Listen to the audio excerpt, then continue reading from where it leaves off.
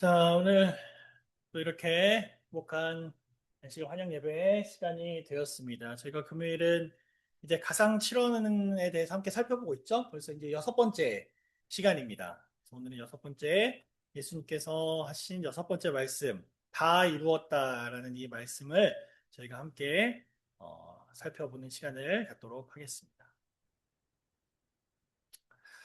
우리나라 옛말에 호랑이는 죽어서 가죽을 남기고 사람은 죽어서 이름을 남긴다라는 속담이 있습니다. 그렇죠? 어, 아주 특별한 경우를 제외하고는 보통 일반적으로 이 속담은 좀 잘 적용되는 속담인 것 같아요. 보통 짐승들은 죽으면 이제 뭘 남겨요? 고기나 가죽을 남기죠. 그 외에 뭐 딱히 뭐더 남기나 뼈 남기나 뼈로 또 이렇게 어떤 분들은 뼈를 또 고아가지고 또 하기도 하고 뭐 코끼리는 뭐 상아 같은 거 남기기도 하고. 그럼 사람은 어떤가요? 사람은 이제 고기나 가죽을 생각하니까 끔찍하네.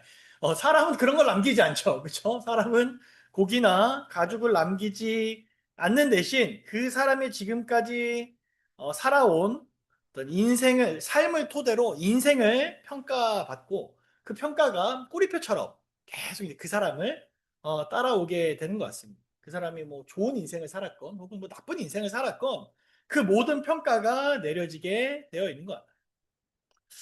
한 가지 확실한 건 그 평가를 내리고 그 평가에 대해서 왈가왈부할 수 있는 사람은 현재 살아있는 사람들이지 죽은 사람은 땅에 묻힌 사람은 아니라는 것이죠.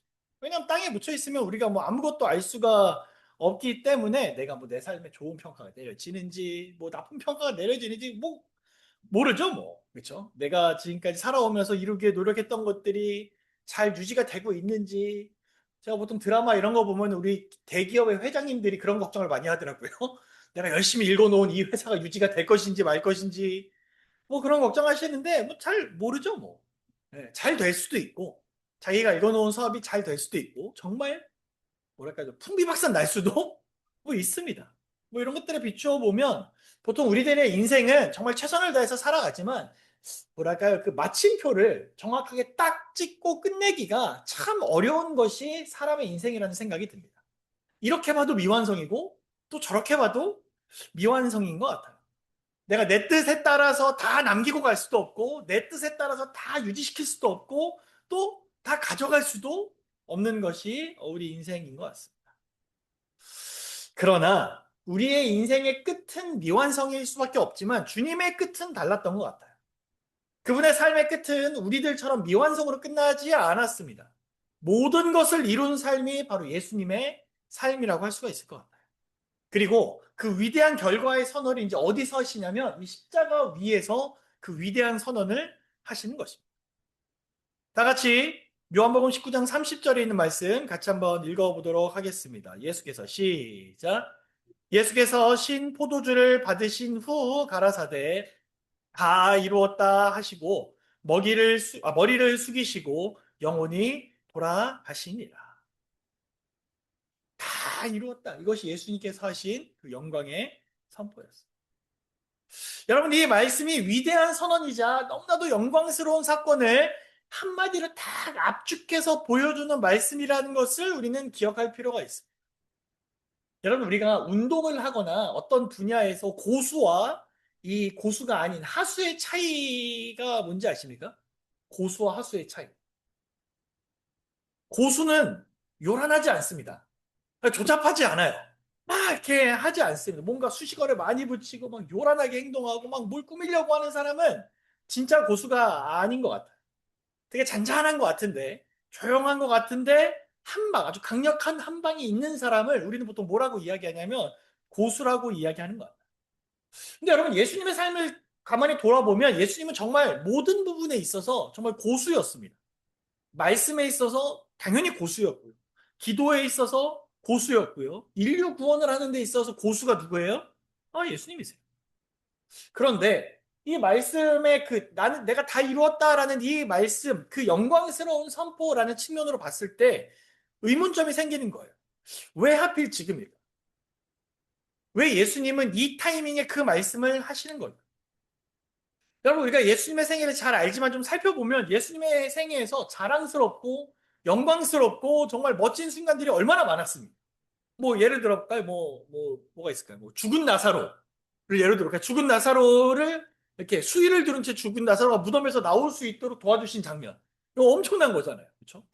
그다음에 또 얼마 전에 저희 아이가 성경에서 봤는지 자기가 오병이어 그 떡 5개랑 물고기 2마리 먹어보고 싶다고 저한테 그랬는데 네, 오병이어 사건을 생각해 보면 그 5천 명이 넘는 사람들을 다 먹이셨을 때 그때 예수님께서 다 이루셨다. 내가 다 이루었다 하실 수도 있잖아요. 그렇죠? 그럼 아마 수많은 사람들이 환호성을 지르면서 예수 그리스도를 이렇게 높였을 것입니다. 또 사람이 너무 많아서 부담스러웠다면 바다의 풍랑을 잠잠하게 하셨을 때는 또 어땠을까요? 정말 폭풍 같아서 막 어부들도 그 베테랑 어부들도 야, 나 이제 죽었다. 나 이제 끝났다라고 생각하는 그 시점에 바다를 딱 잠잠하게 하시면서 내가 다 이루었다 하시면 이게 거의 뭐 드라마의 한 장면이거든요. 그러나 분명 예수님은 그때에 결코 이런 말씀을 하시지 않았습니다. 결코 하시지 않았어요. 그럼 예수님께서 예루살렘으로 들어가시던 때, 그 입성하시던 순간에는 어땠을까요? 많은 사람들이 막 예수님 입성하시는 걸 보면서 막 다윗의 자손이여라고 막 소리를 지르면서 환호하고 찬양하면서 예수님을 막 환영했는데 그때 예수님께서 다 이루었다고 말씀하실 수도 있잖아요. 그렇죠? 그러나 그러지 않았어요. 참 아이러니하게 이 다 이루었다라는 이 말씀은 어느 상황에서 펼쳐졌냐면 예수님이 무슨 놀라운 일을 하셨거나 예수님이 기적을 보여주셨거나 예수님께 사람들이 환호할 때가 아니라 그 어느 때보다 사람들의 조롱과 멸시가 쏟아지던 그때 그 십자가 위에서 예수님께서 다 이루었다라고 말씀하시던 정말 피가 이렇게 막 이렇게 온몸에 흘려져 있고 막 비참하게 죽음을 맞이하여야 했던 그 십자가에서 예수님은 다 이루었다고 하십니다. 그래서 우리가 이 시간에 살펴보려는 것은 그러면 분명 우리가 의심할 수 없는 건 예수님이 알고 계신 우리 하나님께서 계획하신 아주 정확한 타이밍이 있어요. 구속의 타이밍이 있습니다. 그것이 예수님께서 말씀하신 이 타이밍이면 우리는 부정할 수는 없어요. 왜냐하면 우리는 왜 이 타이밍이냐는 정확한 답을 알 수는 없거든요. 그러나 우리가 이 시간에 확인할 수 있는 것은 무엇이냐면 그러면 예수님께서는 대체 그 십자가 위에서 무엇을 이루셨는가? 그 위에서 이룬 것이 무엇이길래 다 이루었다고 하신 것인가를 우리가 세 가지를 좀 생각을 좀 해보려고 합니다. 자, 첫 번째, 순종의 완성이에요. 순종의 완성.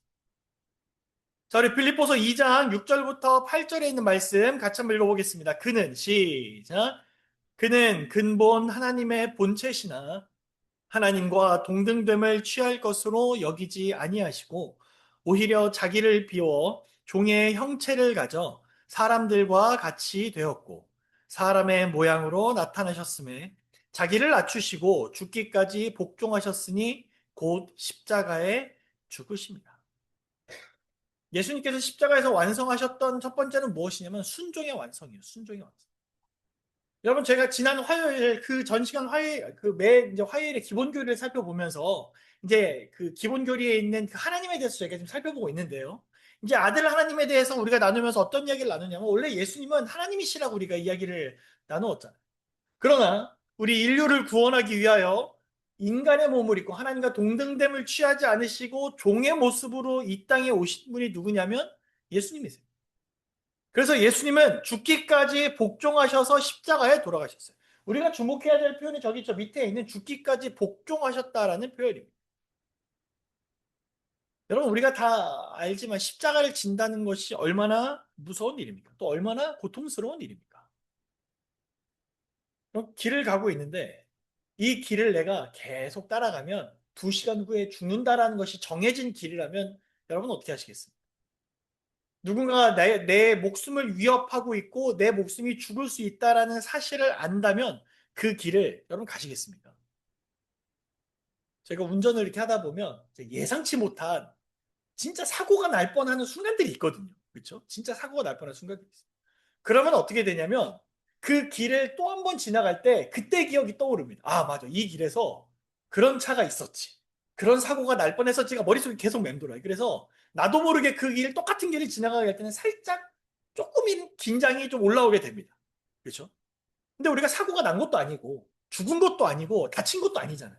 그럼에도 불구하고 그런 기억이 우리들을 위축되게 만드는데 내가 반드시 이 길 내가 지금 여기에서 김포시청까지 걸어가면 김포시청에서 반드시 십자가에 달려서 못에 찔려서 죽는다고 하면 누가 이 길로 가겠습니까? 누가 가겠어요? 저 같으면 일로 돌아가죠. 돌아가죠. 아니면 이쪽은 쳐다도 안 보여. 나는 저쪽 안 본다고. 그렇잖아요. 그럼에도 불구하고 순종 아니죠. 여기 표현대로면 뭐 하셨어요? 복종하신 거예요. 복종. 여러분 복종에 대해서 이런 이야기가 있더라고요.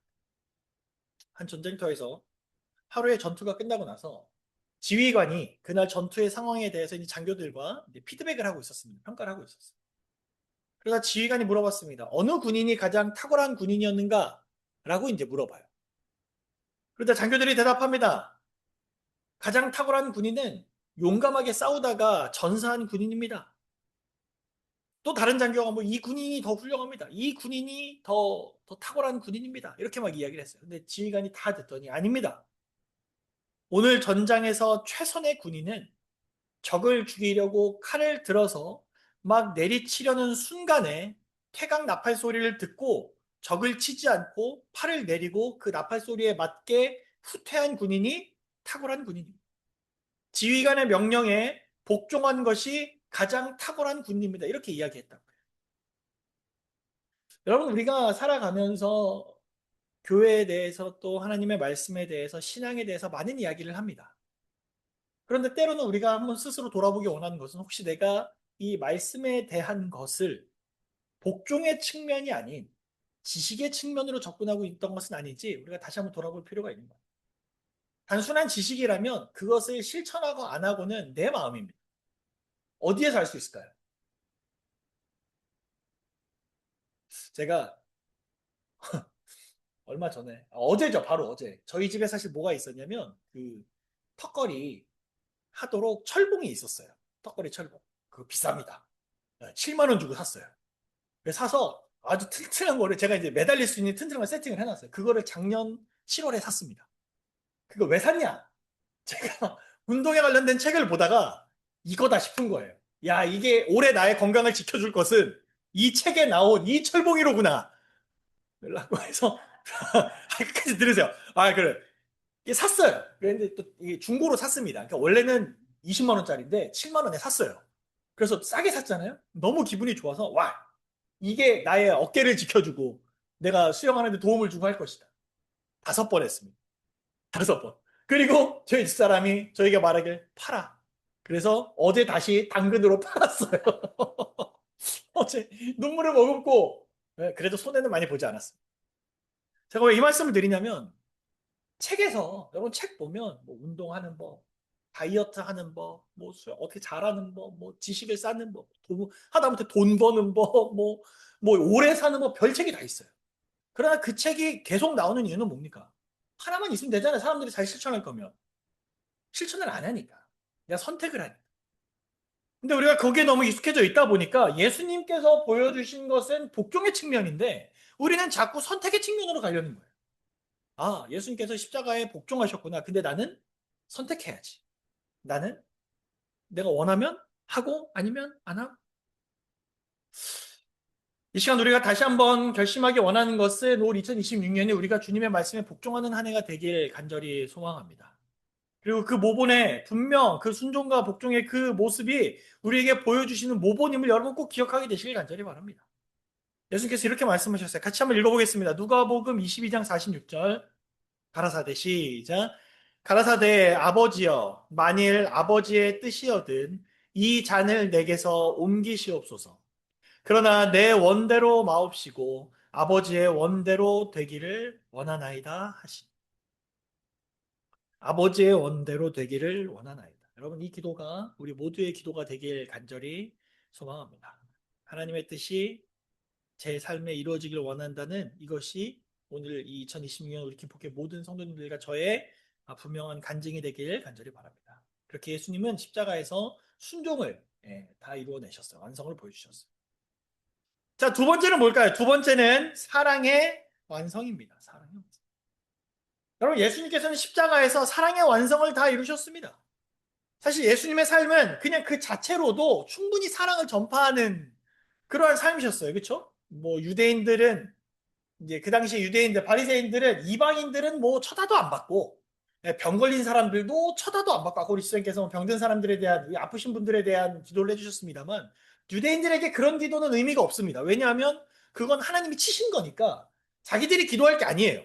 그냥 그 사람들이 벌 받는 거예요. 그냥 그 사람들이 나으면 제사장들에게 와서 나 나았습니다 확인받으면 되는 거예요. 그게 다예요, 그게. 근데 예수님은 어떻게 하셨어요? 일반적으로 사람들이 죄인이라고 생각하는 사람들을 찾아다니시고 그 사람들을 낫게 해주시고 그 사람들과 식사를 하시고 그 사람들에게 말씀을 주시면서 정말 사실 그 삶 자체가 이미 그 사랑의 삶이었음을 우리는 다 알 수 있습니다. 누구보다도 이방 사람들과 가깝게 지냈던 분이 바로 우리 예수님이셨고, 근데 그걸 본 바리새인들이 말합니다. 누가복음 15장 1절 같이 읽어보겠습니다. 모든 세리와 시작. 모든 세리와 죄인들이 말씀을 들으러 가까이 나아오니 바리새인과 서기관들이 원망하여 가로되 이 사람이 죄인을 영접하고 음식을 같이 먹는다 하더라.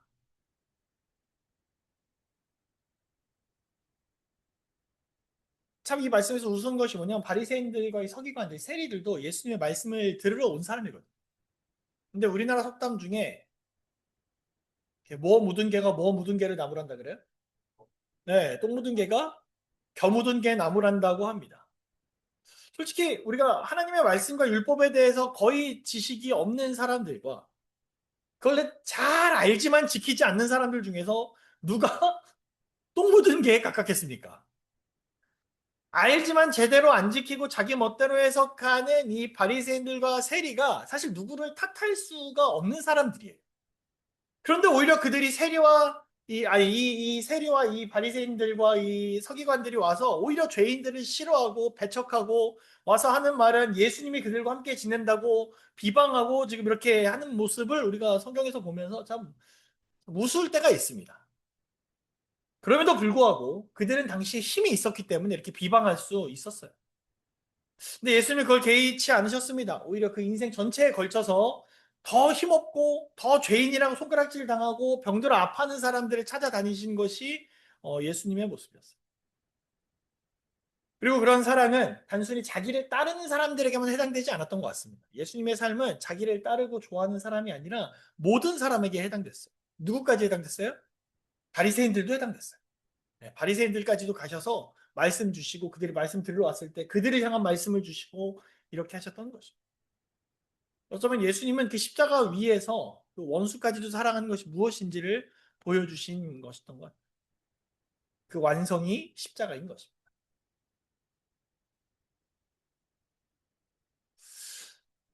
오래전에 터키에서 알마니아 사람, 특히 이제 믿는 사람들을 핍박하고 학살하던 시절이 있었습니다.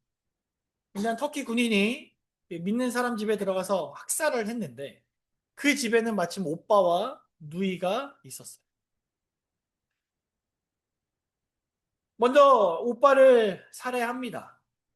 칼로 이렇게 살해를 하고 그 다음에 옆에 있던 그 누이가 용서 제발 살려달라고 빌었지만 이 누이까지 죽이려고 했어요. 근데 어떻게 하다가 결국 이 여자는 살게 되었습니다.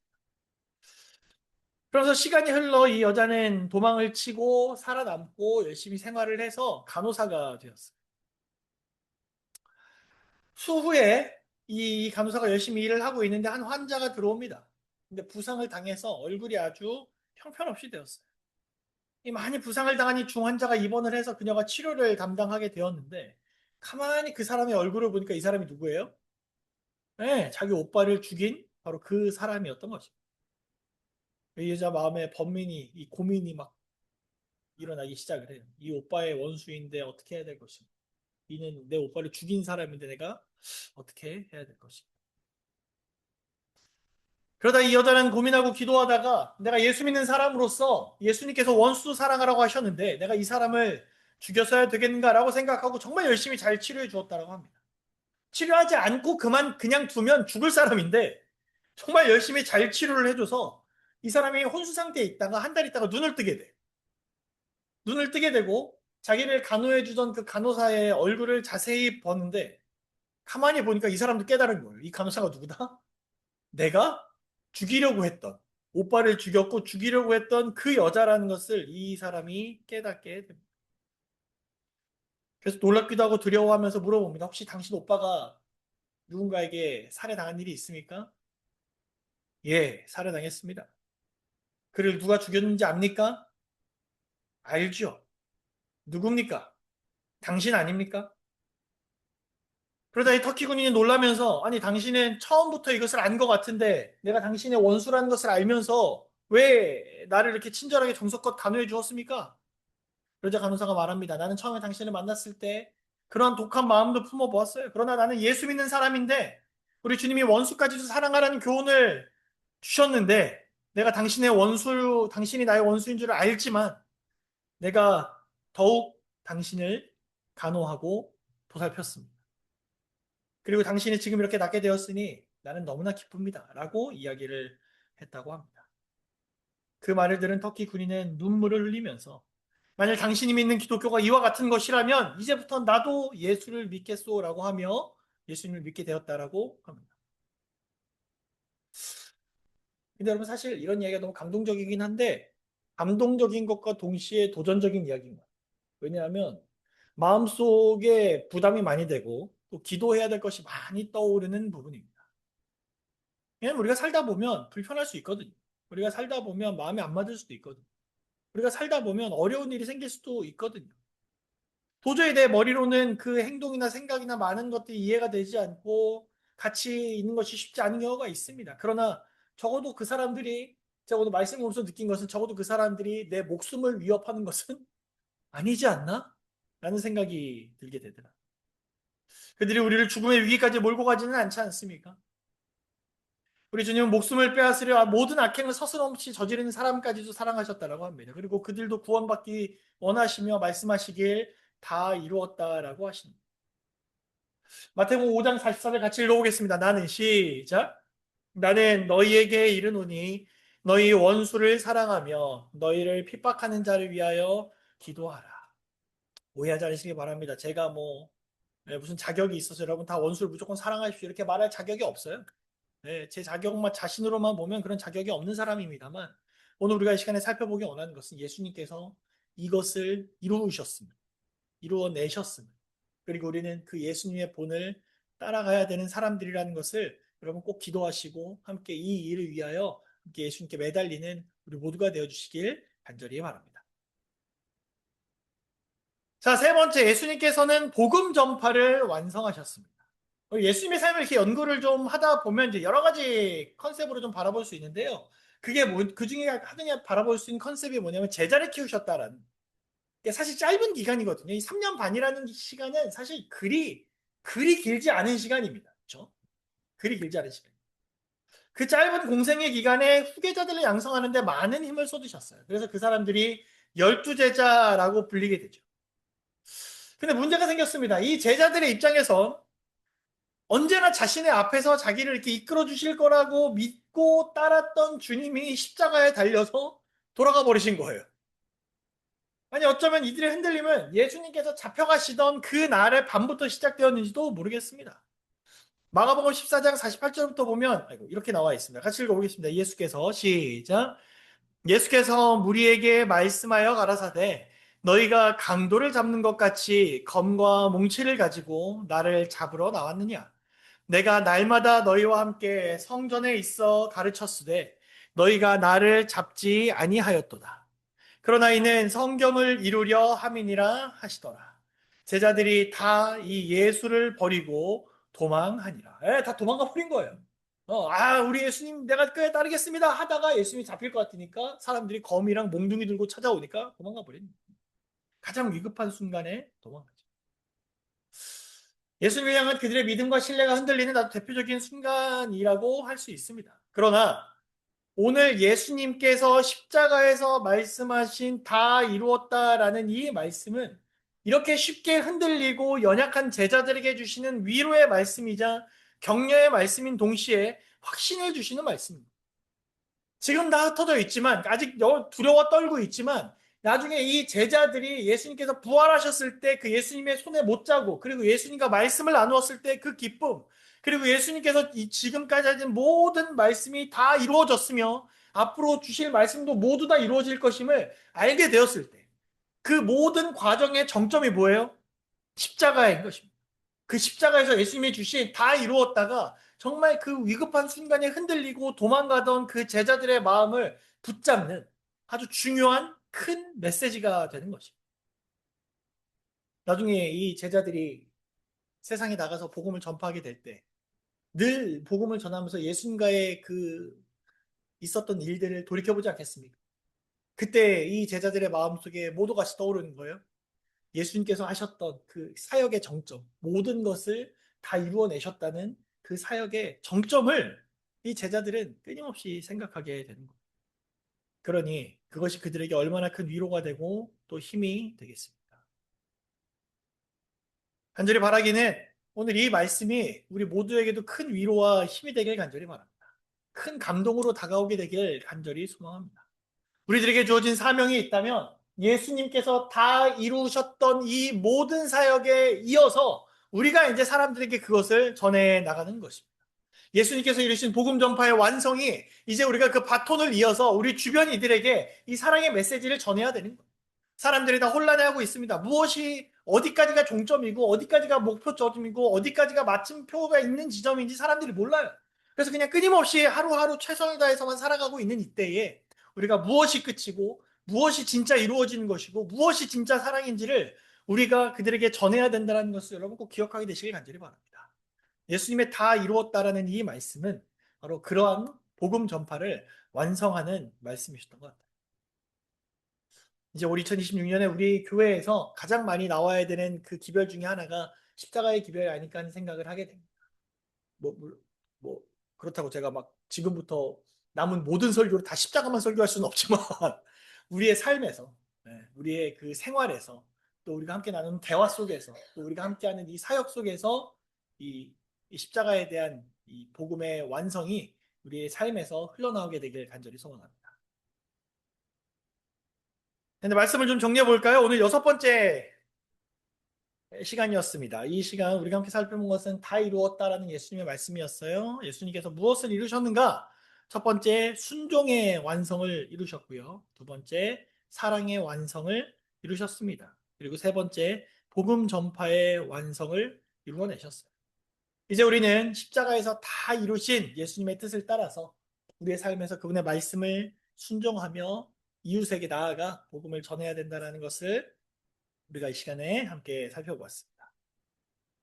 이제 마지막으로 우리 예언의 신에 있는 말씀을 제가 함께 좀 나누기 원합니다. 부조와 선지자에 있는 말씀인데요. 제가 읽겠습니다. 사단은 인류에게 계속적으로 흑암과 슬픔과 고통을 가져다 주려고 노력하고 있었고 그리스도께서는 그것을 막고 계셨다.